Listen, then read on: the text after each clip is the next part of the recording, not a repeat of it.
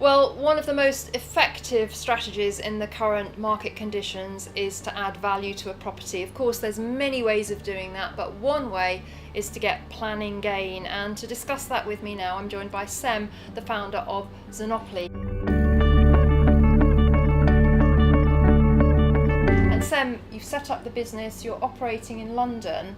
And you're essentially helping people to gain planning gain, and there's lots of different ways they can add value to a property through that process, can't they? Exactly, planning gain, we've seen it quite widely with our clients ranging from landlords, property developers and investors. They seek to exploit planning gain, which is a very smart strategy, whether it's buying land, securing planning permission for a new build block of flats and selling it on. So effectively they're not doing the construction, but they do capitalise on that opportunity without spending the additional cost. Tell us a little bit about some of the things that or any trends that you're seeing in London about how people are adding value to property in this manner. It's capitalising on permit development rights. Yep. So if you do take a double-storey Victorian property, for example, granted it's not within a conservation area or there isn't an Article 4 direction in place, then you can do quite a lot to the property without effectively seeking full planning, such as a single-storey rear extension, double-storey rear extension, rear dormer extension, lower ground basement extension, and some respect a front extension as well. So you're maximising the floor space by over 100% already. Before we accept the project, before we even go ahead, we like to have a look at the project and actually assess it. So we're being honest in the assessment and coming to a conclusion together of what strategy are we going to use before we go ahead, and I believe that's best practice. So the majority of our clients do actually do that. They approach us with a site where they're an existing client, but they approach us with a site and they say, what can we do? So we outline the strategy, the simplest strategy to move forward and to try and exploit planning gain. I guess also, particularly for you, you're building relationships with planning officers, you know what they accept, the kind of things that they're open to.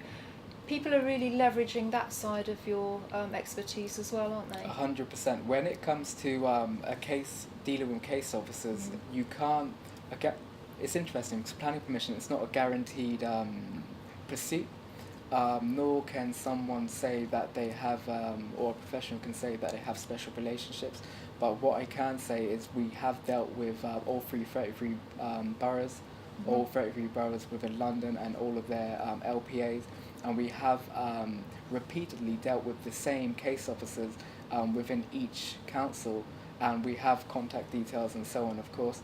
But something interesting that what we're working on at the moment is trying to create planning compliant designs specific to each council within Greater London, and whether it's going down to a single-storey rear extension or a new build dwelling, because each council, they have their local plan, but they also adhere to the national framework also. So it's so there's slight deviation. So it's to outline and address those deviations and to create planning compliant designs per council.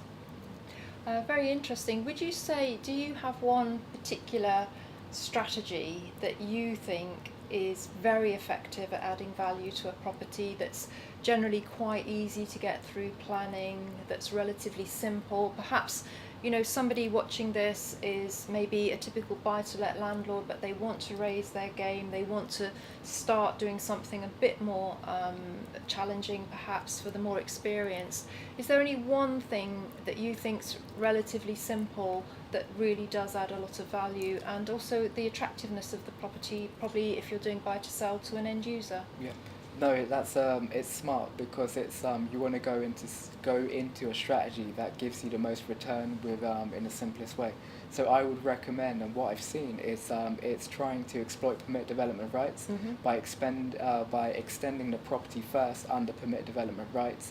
And once you've done that, you can effectively convert the internal layout into flats, or you can effectively change the use into a C4 smaller HMO, or sui generis a larger HMO, and that would be the most smartest strategy moving forward. Because if you were to, for example, flip the strategy and have the conversion first, and then extend the property, then your property wouldn't benefit from permit development rights. So I'll definitely phase the developments and even phase the applications. So it goes back into managing expectations with our clients.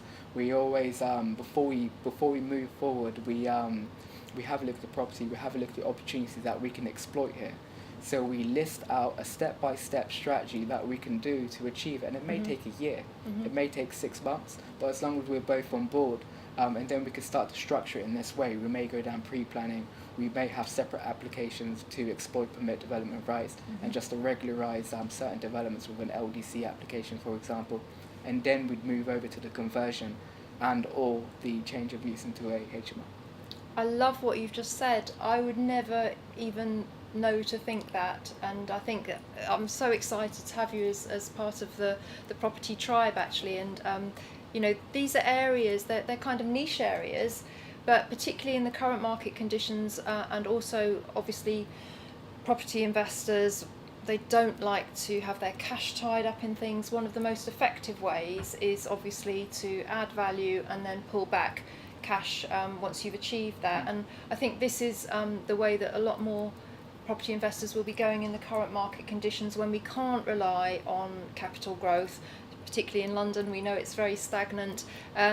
Really forcing the appreciation through the planning gain, whether you intend to build out that project or just sell it on as having the planning gain. It's a really great strategy to consider. 100%. It's really maximising what you have, because we know the markets are not the strongest at the moment, and so it's maximising the potential of your property. And there's a lot you can do on the permit development rights, and effectively you do have 3 years to carry out the development. And you can always extend the planning permission just to give you that luxury of options, because that's what we like to give to our clients. It's luxury of options, and as long as you have that, you can start to make more informed decisions. So that's definitely the way forward. I love what you said there as well, because one of the things that Nick and I are trying to achieve at Property Tribes is to make smarter landlords, because they will, and property investors, because they will be the success stories of the future. 100%. They will survive the challenges. And you said something very key to me then, and that is make the most of what you had and have.